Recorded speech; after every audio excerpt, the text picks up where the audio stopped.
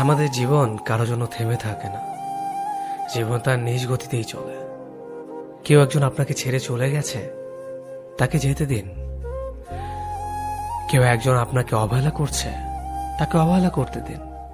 যে মানুষটি আপনার নয়, আপনি তাকে জোর করে রাখতে পারবেন না। আপনি হাজার চেষ্টা করেও তাকে ধরে রাখতে পারবেন না। আমাদের জীবনে কিছু মানুষের আগমন ঘটে অতিথি পাখির মতো। এই মানুষগুলোকে চাইলেও আপনি আপনার জীবনে ধরে রাখতে পারবেন না, কারণ তারা সাময়িক সময়ের জন্য আমাদের জীবনে আসে। যখন তাদের জীবনে খারাপ সময় আসে, তখন তারা অতিথি পাখির মতো আশ্রয় খুঁজে অন্যের জীবনে, নিজেকে ভালো রাখার জন্য। আর আমাদের মতো কিছু মানুষ বোকার মতো তাদেরকে আমাদের জীবনে ঠাঁই দেই। তাদেরকে নিয়ে আমরা স্বপ্ন দেখতে শুরু করি। তাদের নেশে আমরা যখন আসক্ত হয়ে যাই, ঠিক তখনই তারা আমাদের জীবন থেকে চলে যায়। এই মানুষগুলোর জন্যই অযথা আমাদের জীবনের মূল্যবান সময়গুলো নষ্ট করে, যা নিছক বোকামি ছাড়া আর কিছুই না। আমাদের নিজেদের ভালো থাকার চেষ্টা করতে হবে, অন্য কেউ আমাদের ভালো রাখতে পারবে না। স্বার্থ ছাড়া কেউ কাউকে প্রিয়জন বানায় না এই শহরে। অন্যের ওপর কখনো ভরসা করবেন না, অন্যের কাছে কখনোই প্রত্যাশাও করবেন না। প্রত্যাশা আমাদের জীবনে দুঃখের অন্যতম কারণ।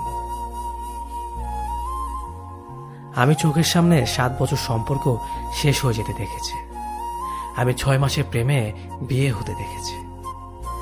1 বছর পর যখন ছেলেটা বিনা কারণে তাকে ছেড়ে চলে যায়, আমি দেখেছি সেই মেয়েটাকে প্রতি রাতে বালিশ ভেজাতে।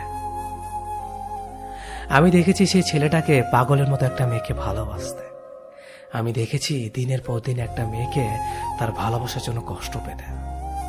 আমি দেখেছি ছেলেটাকে অন্যর একটি মেয়ের কাছে ছুটে যেতে। আমি দেখেছি মেয়েটা যখন ছেলেটাকে ছেড়ে চলে যায়, তখন ছেলেটাকে নেশা আসক্ত হতে।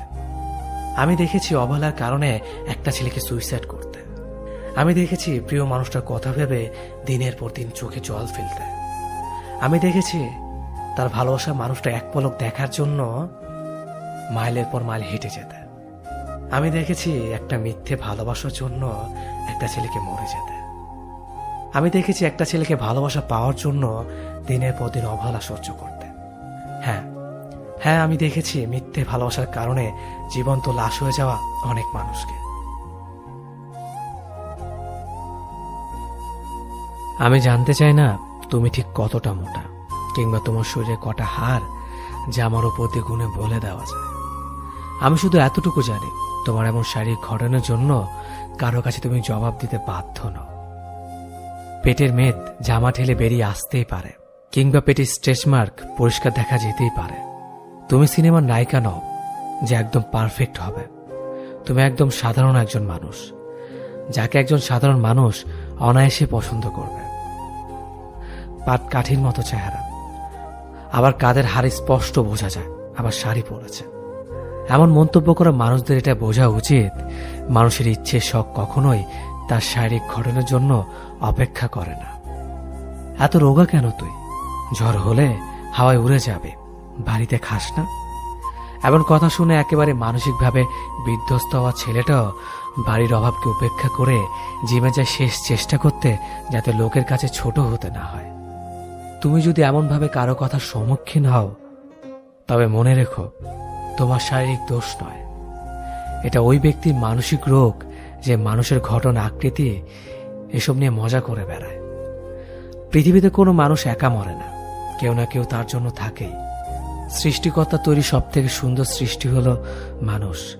তুমি কত বড় মনের মানুষ যে মানুষকে অপমান করো, সৃষ্টিকর্তার শিল্পকে অপমান করো।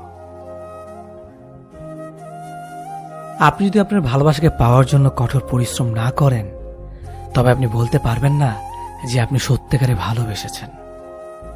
অথবা কেউ যদি আপনাকে পাওয়ার জন্য কঠোর পরিশ্রম করতে না দেখেন, তবে আপনি বলতে পারবেন না যে সে আপনাকে সত্যিকারে ভালোবেসেছে। তাই মাঝে মাঝে ভালোবাসার সম্পর্কে কিছু নিত্য নতুন ঝামেলা থাকা জরুরি, হারিয়ে যাওয়া জরুরি, সবকিছু ভেঙে চুরে শেষ হয়ে যাওয়াটা জরুরি। এতে করে আপনি বুঝে যাবেন আপনি সত্যিকারে ভালোবাসার মানুষের সাথে ছিলেন নাকি না। যাকে ভালোবাসো তাকে পাওয়ার জন্য কিছুই যদি না করো, তবে কি ভালোবাসলে নাকি সময় কাটালে? আচ্ছা, একটু ভেবে দেখেন, আজ অব্দি যারা ভালোবাসার জন্য যুদ্ধ করেছে তারা কিন্তু হার মানেনি, জিতেছে। আর এটাই হচ্ছে পরিশ্রম।